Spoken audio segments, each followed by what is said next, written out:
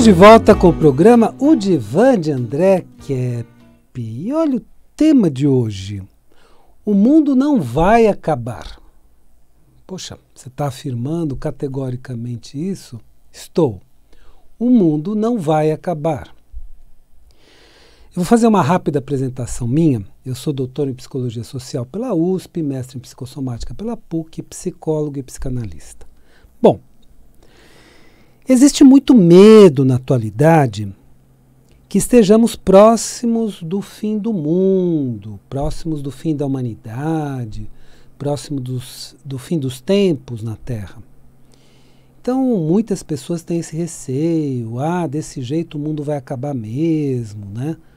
E houve até algumas filosofias, outras religiões que falaram do final do mundo em épocas específicas, né? Mas o mundo não acabou e continua. Eu vou mostrar hoje por que provavelmente o mundo não vai acabar. Pelo ponto de vista da ciência, da religião e da filosofia. Então eu vou trazer o ponto de vista da ciência, e aí eu vou trazer muito a visão da geopolítica, vou trazer a visão da religião, alguns textos, especificamente o texto do Apocalipse, o que diz, já que muitas pessoas acreditam que pelo Apocalipse é que temos o anúncio do fim do mundo, e não temos por aí o anúncio do fim do mundo. E vou trazer um argumento de um filósofo. Vou adiantar até qual filósofo que eu vou trazer, que vai ser Agostinho, para os católicos, Santo Agostinho. Vamos começar pelo ponto de vista da geopolítica atual. Como é que está a geopolítica atual, né? Isso por notícias muito recentes. De um lado, a guerra atual, que é localizada e está entre a Rússia e a Ucrânia, né? Então os dois oponentes são Rússia e Ucrânia, como você sabe muito bem, poderá sim se ampliar. É uma guerra que por enquanto é localizada, mas ela poderá se ampliar. Se não houvesse interferência de outros países, então outros países estão interferindo, esta guerra, provavelmente entre a Rússia e a Ucrânia, permaneceria como um conflito local, como um confronto local, e evoluiria para um acordo de paz. Então, seria um conflito localizado, evoluindo para um acordo de paz. Bom, mas, segundo a imprensa alemã, no canal Deutsche Welle, aquele canal que às vezes você pega e tem DW, né, um canal alemão, a Alemanha enviará para a Ucrânia, além dos modernos tanques de guerra Leopard 2, né, esses tanques de guerra Leopard 2 são de última geração, são tanques poderosíssimos, né? Também os antigos tanques de guerra Leopard 1, que há 20 anos não eram utilizados, também vai mandar esses tanques para a Ucrânia. Então, de forma geral, a Europa está se posicionando ao lado da Ucrânia e está enviando armamentos. Então, uma guerra que poderia ser localizada, que poderia evoluir rapidamente para um acordo de paz, ela vai se postergar com estes armamentos, com a ajuda da OTAN, a Ucrânia especificamente. Então, uma guerra que vai se estender no tempo e provavelmente no espaço. No tempo, porque agora, com armamentos reforçados, a Ucrânia ela vai continuar na guerra.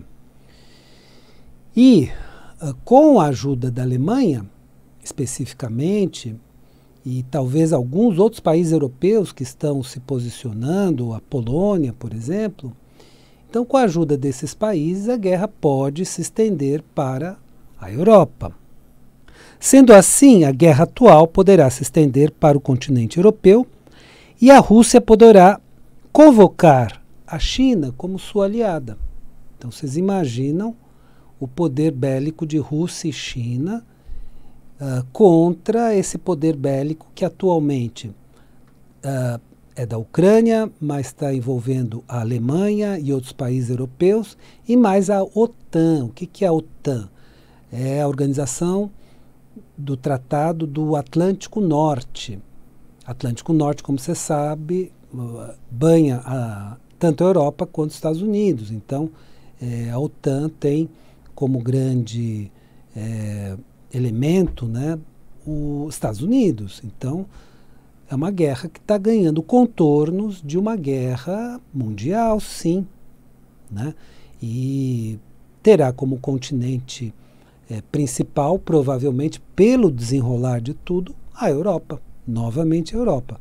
Vamos lembrar, a Primeira Guerra Mundial foi na Europa, basicamente. Claro, atingiu outros lugares, mas basicamente a Europa. Depois a Segunda Guerra Mundial, Europa novamente. E agora estamos às portas de uma Terceira Guerra Mundial na Europa. Aí você pode dizer, André, mas só você falar isso, ninguém está falando isso. Ninguém está falando isso com a devida ênfase. Você vai encontrar uma notinha aqui, uma notinha ali. A grande mídia não está comentando com a devida ênfase, mas está comentando. Então, se você procurar na grande mídia, você vai encontrar essas notícias, sim. Não é só a Deutsche Welle, essa emissora alemã, que está noticiando essas coisas. Essas notícias estão repercutindo aqui, mas sem a devida ênfase. Então, é um confronto que antes era localizado e agora já está ganhando características mundiais. Se temos todos os elementos para uma Terceira Guerra Mundial, por que podemos supor que o mundo não acabará? André, mas você está falando de Terceira Guerra Mundial, você está falando de conflito que se intensificará e ampliará? Provavelmente, claro. Mas como é que você pode dizer assim, o mundo não acabará? Uma Terceira Guerra Mundial, né, com o potencial bélico da atualidade, pode acabar com o mundo, né? Mas vamos lá para outras informações de geopolítica que demonstram ou indicam, principalmente, que o mundo não acabará. Por alguns motivos geopolíticos, nós podemos dizer o seguinte: as nações que possuem armas nucleares sabem que uma guerra nuclear destruiria todo o planeta Terra em minutos ou horas. Seria uma questão de minutos. Poderia ser 20 minutos, poderia ser 30 minutos, ou poderia ser algumas horas. Mas se forem usados os armamentos nucleares, a Terra não duraria muito tempo. Vamos lembrar que as armas nucleares atuais podem destruir a Terra pelo menos 13 vezes. Se todas as armas nucleares forem usadas, dá para destruir a Terra 13 vezes. Uma é suficiente, não é? Então a situação é grave, mas os países que têm armas nucleares sabem disso. E se a guerra estender, ela ficará nesse nível de mísseis, tanques e não com armamentos nucleares. Portanto, se de um lado a guerra atual pode se estender, tanto no tempo quanto no espaço, como eu descrevi, por toda a Europa, por outro lado, não serão usadas provavelmente as bombas nucleares, a não ser no final da guerra. E aí vamos pegar um argumento histórico. Vamos lembrar que a bomba atômica só foi utilizada no final da Segunda Guerra Mundial. Então foi inclusive o que determinou o final da guerra. Nas cidades de Hiroshima e Nagasaki, no Japão. Então vamos lembrar disso, né? Então, quando utilizaram esse armamento bélico, e alguns cientistas que foram para os Estados Unidos entregaram essa fórmula, né, da bomba atômica para os norte-americanos, então fizeram esse projeto e usaram 2 bombas atômicas, uma em Hiroshima, 3 dias depois em Nagasaki. E isso determinou o fim da guerra. Claro que o Japão fez uma rendição imediata. e aliás, pelos dados históricos que temos, já fez a rendição com Hiroshima. E mesmo assim, eles jogaram outra bomba em Nagasaki, os norte-americanos, né? Então, nós temos aí essa situação, e quando foi usado o armamento bélico, então a guerra terminou. Bélico nuclear. Então, realmente, essa é a situação que se vive. Se esses armamentos fossem utilizados, destruiriam todo o planeta, e não é o objetivo de ninguém ter o planeta inteiro destruído. Portanto, por mais que a guerra atual se amplie e intensifique, provavelmente não se tornará uma guerra com armas nucleares. Então, por que a gente fala nucleares? Porque além da bomba atômica, tem a bomba de hidrogênio, e tem bomba de nêutrons, e tem várias bombas aí que foram desenvolvidas, e a de hidrogênio, por exemplo, é muito mais potente que a atômica. Então a coisa seria numa proporção assim inimaginável, né? E sim, teria potencial de destruir todo o planeta. Esta visão da geopolítica já indica que o mundo não vai acabar. Então, já temos uma primeira visão demonstrando, bom, o mundo não vai acabar, pode passar por momentos terríveis. Vocês sabem que uma guerra é um momento terrível, e poderia não estar evoluindo para uma guerra dessas proporções. Mas veja bem, quando um conflito localizado não é, vamos dizer assim, terminado no local, e vários países começam a se envolver, então aí realmente começa a delinear, começa a se desenhar uma guerra mais generalizada, então uma nova guerra mundial. É terrível?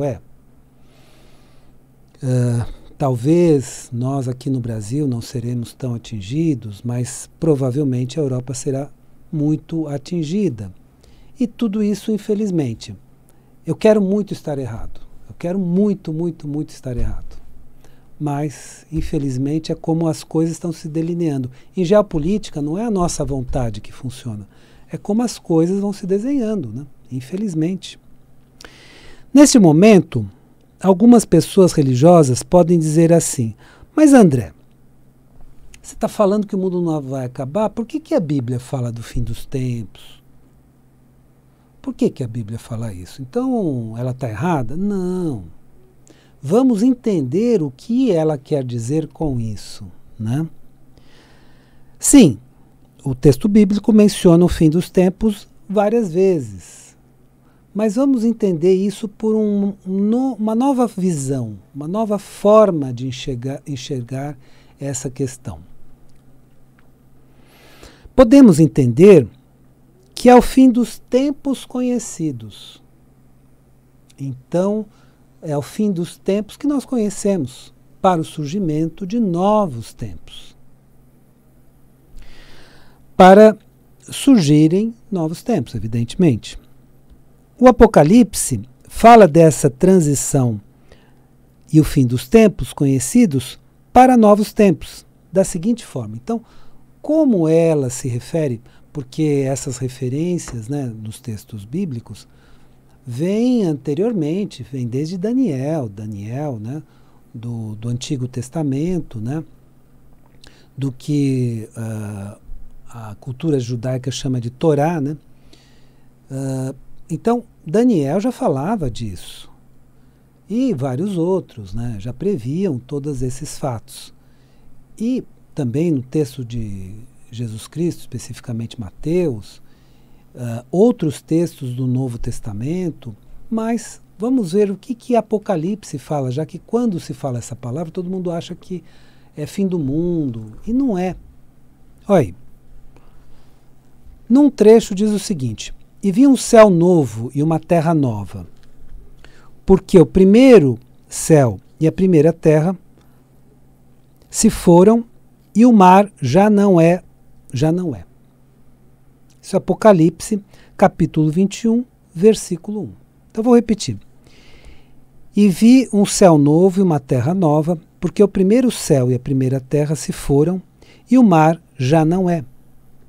Isso é o comecinho do capítulo que tem o título Nova Jerusalém.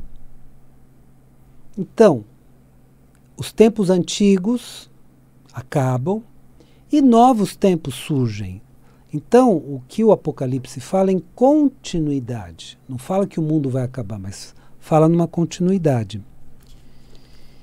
Ou seja, o Apocalipse demonstra nesse capítulo chamado Nova Jerusalém que haverá momentos difíceis, mas que haverá um tempo novo melhor do que anterior. Então, Nova Jerusalém é um novo tempo muito melhor do que o tempo atual. Então, passaremos por sofrimentos, tribulações, momentos difíceis? Sim, infelizmente. Mas será the final conflict, o conflito final. E a partir daí teremos um mundo diferente e, segundo o texto bíblico, melhor. Bem, eu disse no começo do programa que irá trazer também uma visão da filosofia. Então eu disse que eu trouxe uma visão da ciência, de geopolítica, uma visão da religião, do texto bíblico do Apocalipse, eu falei rapidamente desse texto, e uma visão da filosofia. Vamos lá para a visão da filosofia. O filósofo que escolhi foi Agostinho, ou Santo Agostinho para os católicos, que viveu entre os anos de 354 e 430, portanto, do século IV ao século V. Em alguns textos, como A Cidade de Deus, ele escreveu um livro chamado A Cidade de Deus. Ele demonstra uma ideia muito otimista do que está por vir, ou do futuro da humanidade. Então, uma ideia surpreendentemente otimista, mas como o texto do Apocalipse também coloca. Porque é um texto otimista. Todo mundo acha que é um texto horroroso, que fala de fim dos tempos. Fala, sim, de tempos difíceis. Isso é inegável. Mas fala também de coisas maravilhosas que acontecerão. Segundo Agostinho, a história humana é a caminhada desde a corrupta cidade dos homens, que é, de certa forma, o que vivemos, né? Muita corrupção espalhada pelo mundo, até a purificada cidade de Deus. Então, é uma caminhada da cidade dos homens, com toda a corrupção que tem, para a cidade de Deus. Ou seja, por vários séculos vivemos em um ambiente corrupto. Isso aí eu não preciso nem demonstrar com exemplos. Você sabe, você vive nesse mundo, você sabe como o mundo é corrompido. Mas no futuro, depois de passar por vários sofrimentos, viveremos na pureza da cidade de Deus. Então, a história seria da cidade do homem para a cidade de Deus. E jogando numa linguagem mais atual, né? Aqui estamos falando de século V, né? Jogando para uma linguagem mais atual, século XXI, né? Uma civilização do homem para uma civilização de Deus. E aí, qual é a ideia de Santo Agostinho? Que tem um fundamento muito impressionante. Segundo Agostinho, o reino dos céus se instalará na terra. Então, viveremos nessa nova Jerusalém no reino dos céus, no reino de Deus.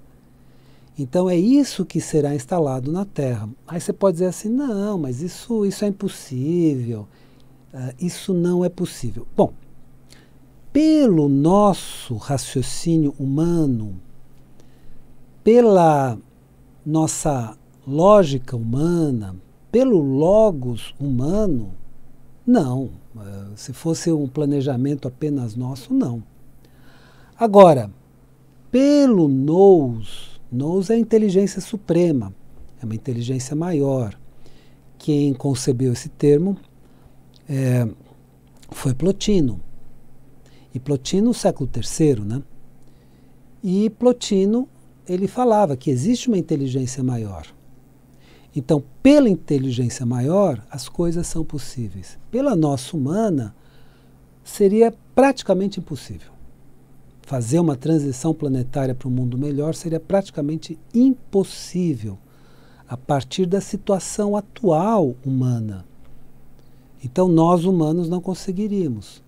Mas vamos lembrar, o que não é possível aos homens é possível a Deus, né? Essa é uma frase bíblica muito importante. Então, pela inteligência humana, realmente não seria possível. Mas, se nós acessarmos a inteligência divina, será possível. E como podemos acessar a inteligência divina? Pelas nossas orações, pela nossa conexão com o divino, com o sagrado. Então aí podemos ter as intuições, as inspirações e as iluminações para transformarmos o mundo. Esta concepção filosófica e teológica, vamos lembrar que Agostinho era, além de um filósofo, um teólogo. De Agostinho, ou Santo Agostinho para os católicos, está de acordo com a história humana descrita na Bíblia. Ué, se a Bíblia vai da queda humana, da história de Adão e Eva, da história da queda humana, até a Nova Jerusalém, a Bíblia tem essa sequência, ou seja, mostra o ser humano no seu momento de queda e mostra o ser humano nesse momento de Nova Jerusalém, dessa civilização maravilhosa que virá. Agostinho já previa que passaríamos por momentos muito difíceis. Então todos nós passaríamos por esses momentos muito difíceis, mas que alcançaríamos o reino de Deus na terra. Então, ele já previa isso, que sim, passaríamos por momentos muito difíceis, tempos difíceis, mas que haveria uma continuidade.